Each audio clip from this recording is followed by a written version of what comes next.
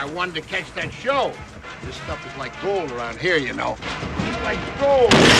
The late 70s and early 80s were a time of massive upheaval in America. As if in response to those troubling times, John Carpenter emerged with one of the most defining pieces of dystopian cinema in the form of Escape from New York, released in 1981. Carpenter presented a dystopian America in a way that felt down and gritty and dirty and politically cynical. In the film's own backstory, crime has escalated by 400%, leading the government to make a radical choice by transforming Manhattan, New York into a massive maximum security prison. While on the way to an important peace summit during a global war scenario, Air Force One is hijacked and crashes into Manhattan. Fortunately, the president survives after escaping in an emergency pod. However, he's captured by the inmates who are willing to use him as leverage. Enter Kurt Russell as Snake Plissken, a disgraced former Special Forces soldier and convicted criminal with nothing to lose. He's sent into the island to rescue the president. The problem is that explosive capsules have been injected into his body, and they'll detonate if he fails to complete his mission within 24 hours. I think you get the vibe of the film from this brief summary. This simple but effective premise helped catapult the films to cult status, and its legacy can be felt across dystopian action, cyberpunk storytelling, and video games, especially through the way Snake Plissken influenced Hideo Kojima's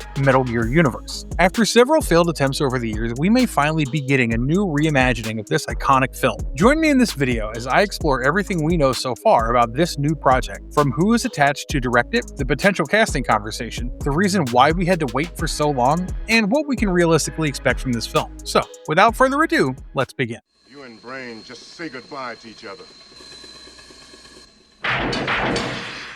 Why this 1981 film is still untouchable after 45 years. A look behind the scene. When you talk about dystopian settings within films, I think it's hard to discuss this topic without tipping your hat to John Carpenter's masterpiece, Escape from New York. Have you ever wondered why, despite there being other dystopian films set in America since then, they still have not been able to fully replicate what Escape from New York managed to do? I believe that to understand this, we have to look at the circumstances that gave birth to this brilliant piece of work behind the scenes, even before cameras began to roll. The year is 1974. President Richard Nixon has resigned after the Watergate scandal and after impeachment proceedings had begun against him. This was an unprecedented incident in American history, and it seriously damaged public trust in the government. I think it was only natural that after this, uncertainty, anger, and cynicism were in the air. One of the creative results of that atmosphere was that it helped John Carpenter to write what would eventually become Escape from New York. When asked later about that period, Carpenter explained that the national mood was filled with cynicism about the president. He began writing the screenplay, but unfortunately, no studio was initially willing to gamble on the film. According to Carpenter, studios thought it was too violent, too scary, and too weird. I don't need to tell you how afraid studios can be when it comes to trying anything risky or unusual, so their reaction is not surprising. Carpenter had shelved the project for a while after finding no buyer. Later, after the success of Halloween, Avco Embassy became more open to working with, and Escape from New York finally got its chance. Carpenter started filming with a modest budget, which is what led him to shoot much of the film in East St. Louis. The city's burned out, damaged, and deserted areas helped stand in for a ruined Manhattan,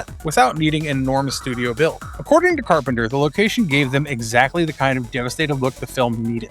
In this way, Carpenter found a desolate version of New York within East St. Louis while working on a budget of roughly $6 million. I think many fans also know that James Cameron worked on the film's visual effects before becoming one of the biggest directors in the world. He contributed to the film's effects work, including the illusion of high-tech computer wireframe imagery. The point I'm trying to make by telling you all these backstories is that Escape from New York was a product of a perfect storm of socio-political upheaval, strong writing, brilliant creative minds, smart financial management, and a bit of luck. The end result was a film that became both a commercial success and a genre landmark. Most importantly, it became a gold standard for dystopian action cinema and inspired numerous other movies, games, and creative works through the decades.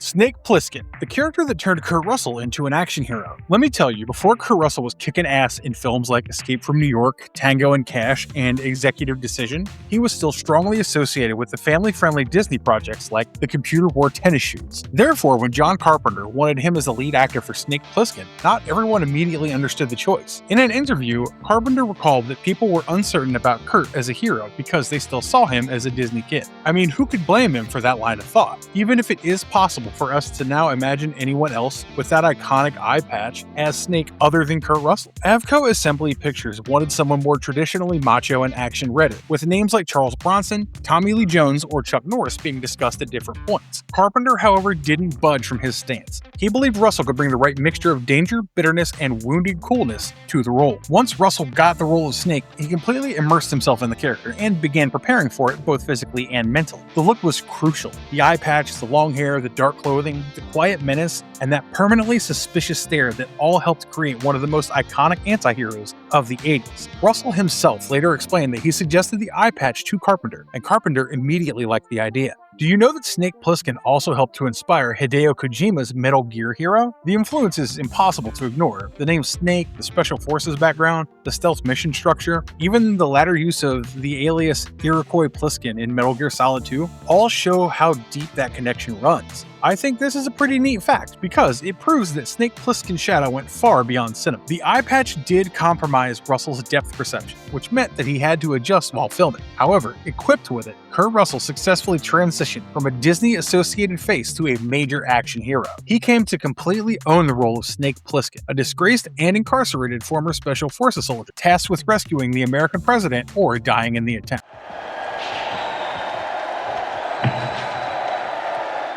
The sequel that hurt the franchise, Escape from LA. While I feel that Escape from LA, which was released in 1996, has developed a cult following of its own over the years, it is true that this sequel was underwhelming in comparison to the original. Truth be told, I think it is a well-known fact that John Carpenter has often been openly skeptical about sequels. However, according to him, Kurt Russell's enthusiasm for playing Snake again was one of the major reasons the sequel finally happened. Carpenter, Russell, and Deborah Hill worked on the film together, bringing Snake Plissken back 15 years after the original. I can only imagine that Russell's attachment to the character stemmed from the fact that Snake helped him transform his on-screen persona and push him into action hero territory. Actually, John Carpenter had been approached about a sequel much earlier, and an earlier sequel material was described by him as too light and too campy. I think it's quite evident why he felt that way once you see the final sequel as well. Where the first film was a gritty tale of a dystopian America that actually felt dark and almost post-apocalyptic, Escape from LA leaned much harder into satire and exaggeration. Its plot deals with a theocratic president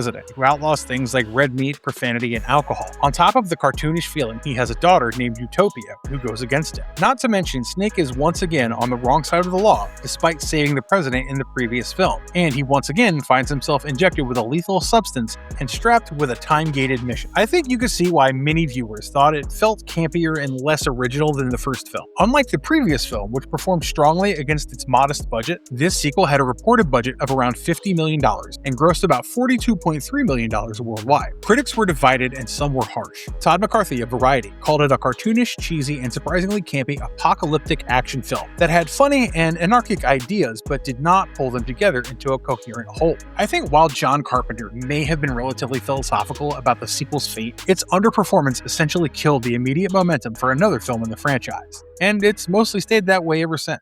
Every director who tried and failed before Snyder got here. Despite the fact that we have yet to get either a third film in the series or a completed reboot so far, let me tell you, it's not for a lack of trying. In 2007, New Line Cinema acquired the rights to develop a remake of Escape from New York. However, before I go any further, I think it's important that you understand that this was a remake rights situation and did not automatically mean that the film was guaranteed to happen. The first directors linked to this enormous challenge included Les Wiseman, who had directed the Underworld films, and Brett Ratner, known for the Rush Hour movies. Unfortunately, those versions didn't work out. Gerard Butler was attached at one point to play Snake Plissken. Later reports and rumors connected other actors to the role, including names like Jeremy Renner and Tom Hardy, though none of those versions ever reached production. Eventually, New Line's version fell apart. Later, the remake's rights moved to 20th Century Fox, with the picture company involved. But, as you've probably already guessed, they didn't have much luck either. Robert Rodriguez was reported in 2017 as being attached to direct, and that made sense on paper because he directed films like Desperado, From Dusk Till Dawn, and later Alita: Battle Angel. However, that version also didn't move forward. Then came Leigh Whannell, who was reported to be writing a version after Neil Cross had worked on an earlier draft. After that,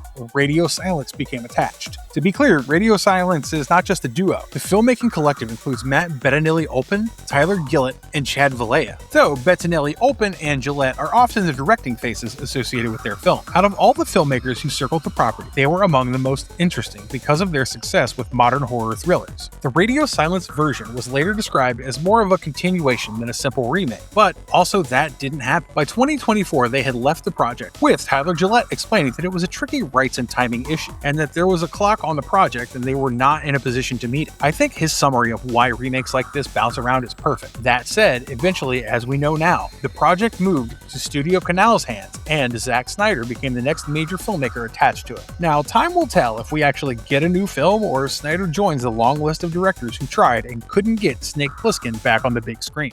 How this one finally got off the ground. Earlier this year, Studio Canal announced during its CinemaCon presentation that a new Escape from New York project was in development. At that point, no director or writer had been officially announced. Now, according to the latest trade reports, Zack Snyder is attached to write and direct a reimagining of John Carpenter's 1981 classic. Studio Canal, the picture company, and Snyder's Stone Quarry banner are involved, with Zack Snyder, Deborah Snyder, and Wesley Collar producing through Stone Quarry. The original 1981 film, as I've mentioned before, featured a gritty tale about a dystopian state where Manhattan had been converted into an island prison. Snake Plissken, the former Special Forces soldier and convicted criminal, is sent in to rescue the president, who's trapped inside. He has to go up against violent gangs, criminals, and old associates while racing against time. He does all of this while explosive capsules in his body can kill him if he misses this deadline. I honestly don't know how Snyder's going to recreate the same level of tension, stakes, and atmosphere that the original had. The thing with remakes and reimaginings is that the audience already knows the basic mythology. I think the tension arising from the unknown is harder to create, so it'll be interesting to see how Zack Snyder tackles this issue. Many directors fall into the trap of trying to escape this problem by taking too much creative liberty to regain that sense of the unknown, and they end up making films that barely resemble the movies they're remaking. As far as I know, Snyder and the production team are keeping story details under wraps for now. Reports describe this as a reimagining rather than a simple copy of the original, which alludes to the point I brought up earlier about the pitfalls a remake can present to a director. John Carpenter's original film was a low-budget film. It was not a CGI-heavy spectacle like many modern blockbusters. According to the trade report, Snyder's approach is expected to be more down and dirty, with an emphasis on practical effects and real locations rather than something overly slick. The point I'm trying to make is that Zack Snyder might be trying to move closer to a rougher, more grounded filmmaking approach in order to replicate the edgy atmosphere of the original, which I believe was a huge part of its charm. It'll be interesting to see if Snyder still has the chops to go back to the roots of practical genre filmmaking and not rely too heavily on CGI. I, for one, am eager to see what he comes up with, knowing that he has a strong visual pedigree and plenty of experience creating action-packed films. Who's playing Snake Plissken? Nobody yet, but the internet has opinions. I mean, the dust is barely settled on the news about Zack Snyder being attached to the new Escape from New York project, and the internet is already buzzing with fan opinions on who should be cast as the iconic Snake Plissken. I think you'll agree when I say there are some roles where you can't imagine anyone else playing them aside from the actor who made that character iconic. This is the case with Kurt Russell and Snake Plissken as well. You can't tell me Kurt's not Snake. You just can't. However, time and tide wait for no man, and it would almost be impossible for Kurt Russell to return as the young version of Snake in a straightforward remake. But you know who fans keep bringing up? Russell's own son, Wyatt Russell, who you might know as John Walker from the MCU. I think he feels like an obvious fan choice because casting him would instantly appeal to the legacy of the franchise. It would feel like a true passing of the torch moment. Aside from his connection with Kurt Russell, Wyatt has already proven himself capable of playing a gritty, angry, rough, and disillusioned soldier as John Walker. It's as if the role has been waiting for him. However, to be clear, there's no confirmation casting right now, and I couldn't find any current confirmed comment from Wyatt Russell or his team about taking the role. Moving on, the next actor who's probably going to be attached by fans to any Snyder project is Henry Cavill, thanks to their DCEU connection. Unfortunately, although Cavill could probably bring an imposing physical presence to Snake, he's been linked to other major projects, including Highlander,